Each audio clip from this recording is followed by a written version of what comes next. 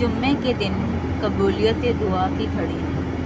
رسول اللہ صلی اللہ علیہ وآلہ وسلم نے جمعے کا ذکر کرتے ہوئے فرمایا، جمعے میں ایک ایسی گھڑی ہے کہ کوئی بھی مسلمان بندہ نماز پڑھ رہا ہو یا کھڑا دعا کر رہا ہو اور اللہ تعالیٰ سے کچھ مانگ رہا ہو، مگر یہ کہ اللہ تعالیٰ اسے وہ ضرور عطا فرماتا ہے۔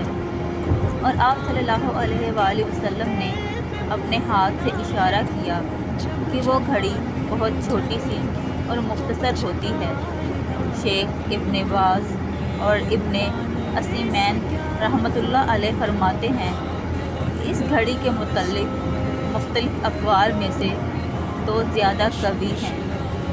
پہلی، جب خطیب خطبہ جمعہ کے لیے آ کر بیٹھے اس وقت سے لے کر نماز ختم ہونے تک۔ دوسری، عصر کے بعد دن کا آخری پہر۔